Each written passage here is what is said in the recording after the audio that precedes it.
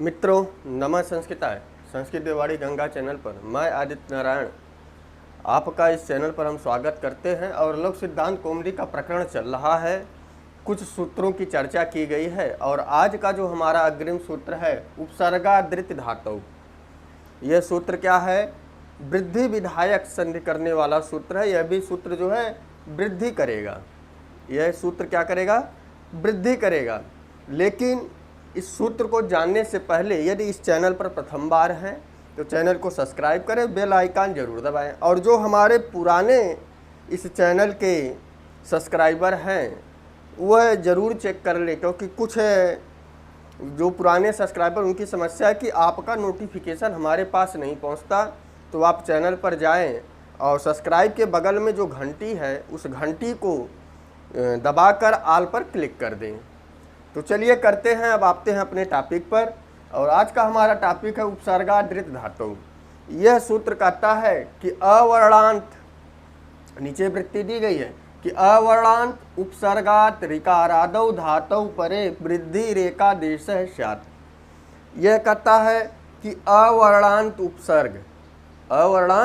उपसर्ग के बाद जो है ऋकारादौ धातु, तो अर्थात ऐसी धातु जो री से प्रारंभ होती है, जिसके आदि वर्ण माने ऐसी धातु जिसका आदि वर्ण माने पहला वर्ण री से प्रारंभ होता हो, वह पर में हो, तो पूर्व और पर के स्थान पर क्या हो जावे?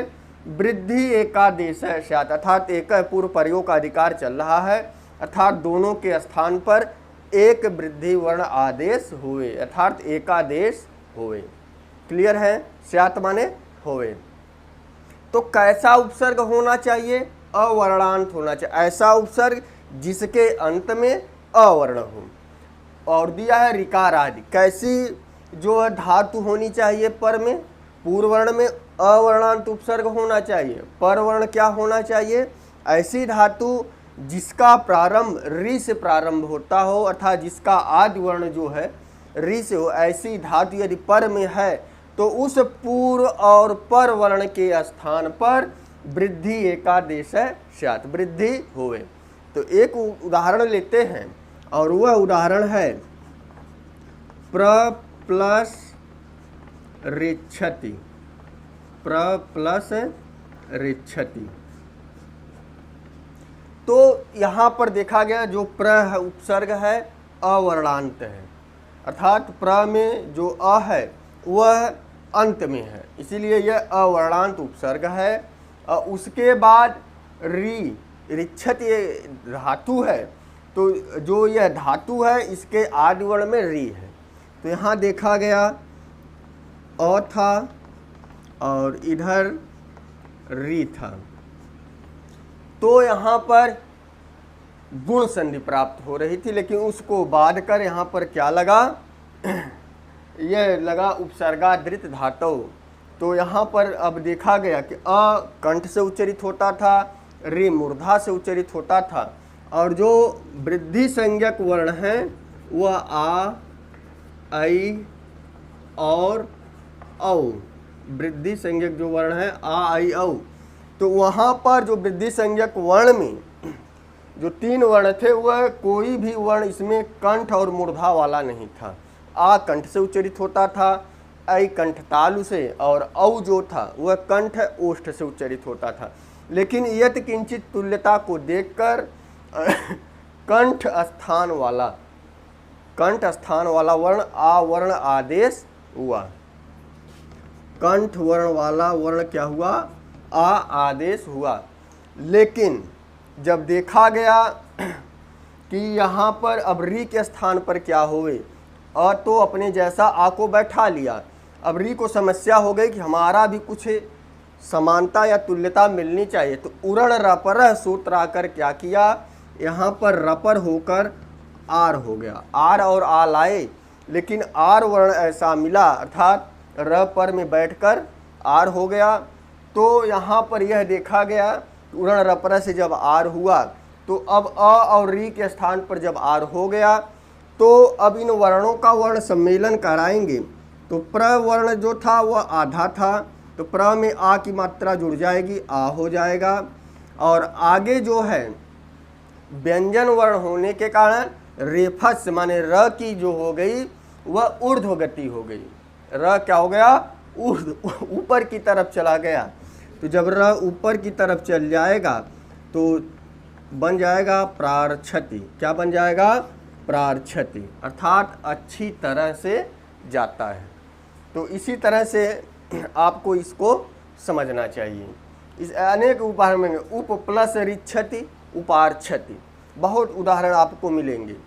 उप प्लस रिच्छति, उपार्छति। हाँ, कैसे लगा, पहले जो है प्रधन रिच्छति था और उपसर्गादिक धातु से अ और री के स्थान पर स्थाने अंतरतम सूत्र के द्वारा री और अ के स्थान पर आर वृद्धि हुई। अर्थात वृद्धि कैसे हुई, अ री के स्थान पर तुल्यता अर्थात यथ किंचित तुल्यता देखकर आ आया और उरण रपर से र आया और यहाँ पर जब वर्ण को देखा गया तो बना प्रार्छति। जब वर्ण सम्मिलन करेंगे तो प्रार्छति बना।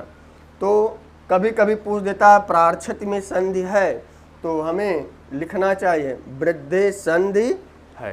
क्लियर है। अब हम आते हैं अपने अगले सूत्र की तरफ। हमारा जो यह अग्रिम सूत्र है एंगि पररूपम, एंगि पररूपम सूत्र है, क्षमतम। यह जो सूत्र है यह बताएगा कि अवर्णात उपसर्ग के बाद एंगि, एंगि एक प्रत्यय है अर्थात एंगि प्रत्यय अर्थात ए ओ वर्ण, ऐसी धातु जिसके आदि में ए और ओ प्रत्यय हो अर्थात ए और ओ से वह धातु प्रारंभ होती हो तो पूर्व और पर के स्थान पर क्या हो जाए, पर रूप हो जाए, पर रूप हो जाए। तो थोड़ा सा इसको हम समझ लें कि पर रूप होता क्या है। पूर्व और पर वर्ण के स्थान पर, जैसे इधर अ है और बाद में ए है तो अ और ए के स्थान पर पररूप होना है तो किसके जैसा हो जाए, जो पर वर्ण के। तो अ और ए ने अपना अस्तित्व को खोया और इस अ और ए के स्थान पर ए हो जाएगा, यही पररूप है। पर रूप के जैसा हो जाना, तो पर में यही वर्ण है, पर के जैसा हो जाना ही पर रूप कहलाता है। यही इस सूत्र में भी बताया गया है कि अवर्णात अर्थात ऐसे उपसर्ग जो अ से अंत होते हों और बाद में एंगादि धातु हो अर्थात ऐसी धातु जिसके आदि में ए और ओ, एंग एक प्रत्यय है और इसके अंतर्गत ए और ओ वर्ण आते हैं, इसके अंतर्गत ए और ओ वर्ण आते हैं। तो ऐसी धातु जो ए और ओ से प्रारंभ होती हो, यदि वह पर में है तो पूर्व और पर के स्थान पर क्या हो जावे, पर रूप हो जावे। तो यहाँ पर ए था, ए के जैसे अ ए मिलकर ए हो गए, यदि ओ होता तो यहाँ पर ओ हो जाता। क्लियर हो गया। तो अब हम जो है एक उदाहरण लेते हैं और वह उदाहरण है परीक्षाओं में बहुत पूछता है यह उदाहरण, प्र प्लस एजते, प्र प्लस एजते। तो यह अवर्णांत उपसर्ग भी है और उसके बाद एज एक धातु है तो यह ए से प्रारंभ भी हो रहे थे, सारे नियम और कंडीशन इस पर लागू हो रहे थे। लेकिन उसके पहले यहाँ पर गुण संधि भी प्राप्त हो रही थी, उसको बांधकर वृद्ध रेचि से वृद्धि संधि भी प्राप्त थी, उसको भी बांधकर यह सूत्र लगा एंग पर रूपम। दो संधियों को बांधकर अर्थात यह सूत्र दो संधियों को बांधा, आद गुणा को भी और वृद्ध रेचि को भी, माने दोनों संधियों को बांधकर पररूप हुआ। क्यों हुआ, क्योंकि सारे नियम इस पे बैठने लगे। और हमने बताया था कि पूर्वोत्तरा सिद्धम सूत्र के द्वारा यह सूत्र बलवान हुआ, इसीलिए यह सूत्र यहाँ पर उन दोनों सूत्रों को बांधकर लगा। तो प्र प्लस एजते, तो देखा गया यहाँ अवर्ण था, बाद में ए वर्ण था, तो पूर्व और पर के स्थान पर रूप संधि हमेशा दो वर्णों के स्थान पर होता है, तो दो वर्ण मिल गए। अब यहाँ पर क्या होना है, अ कंठ से और ए से उच्चरित हो रहा था, ए जो है वह कंठ तालु से, तो यहाँ पर जो है स्थाने अंतरतम सूत्र नहीं लगा। स्थाने अंतरतम सूत्र वहाँ लगता है जहाँ दो के स्थान पर कई आदेश हो जाए, तो यहाँ आदेश की स्थिति नहीं थी, इसीलिए यहाँ स्थाने अंतरतम सूत्र नहीं लगा। यह केवल बताया कि पर में जो वर्ण है उसी के जैसा हो जाए।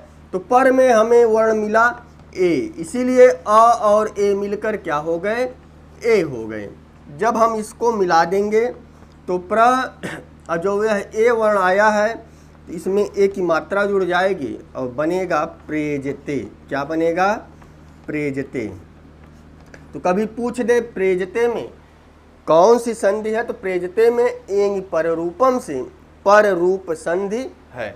एक उदाहरण और लेते हैं, जैसे दिया है उप प्लस ओषति। परीक्षाओं में ये दोनों उदाहरण लगभग आते हैं, कोई भी एग्जाम ऐसा ना हो इस विषय से संबंधित कि ये दोनों एग्जाम अधिकांशतः पूछ लिए जाते हैं। तो यहाँ पर भी उपोषति में जो है वृद्धि संधि प्राप्त थी, वृद्धि संधि प्राप्त थी, लेकिन यहाँ पर देखा गया अ था, ऐसा उपसर्ग था, अवर्णांत उपसर्ग मिला और बाद में एंग प्रत्याहार से, अर्थात एंग प्रत्याहार के जो धातु वर्ण हैं ओ, और ऐसी धातु थी जो ओ से प्रारंभ हो रही थी, तो इसीलिए ओषति।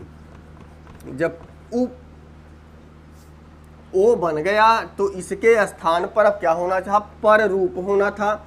हमने बताया पर के जैसा हो जाना पर रूप संधि है।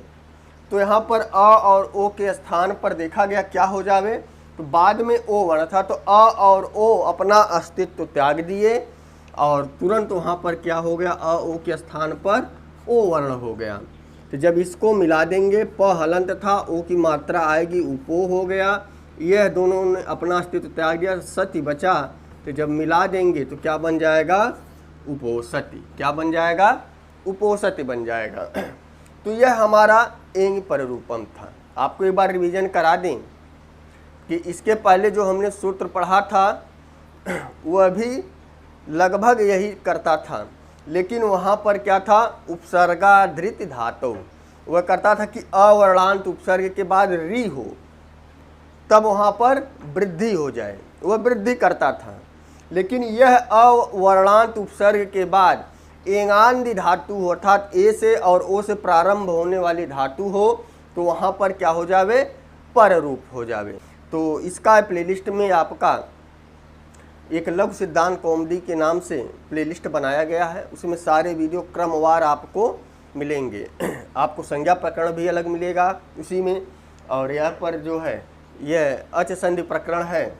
तो इसी प्रकार से आप इसको देखते रहिए। वीडियो अच्छी लगे तो कमेंट बॉक्स में जो है हमें अवश्य बताएं जो चीज़ें ना समझ में आई हों। हाँ, वीडियो अच्छी लगे तो लाइक ज़रूर करें, चैनल पर प्रथम बार है सब्सक्राइब करें। तो बस आज के लिए इतना ही। नमः संस्कृताय, शुभ संध्या, शुभ रात्रि।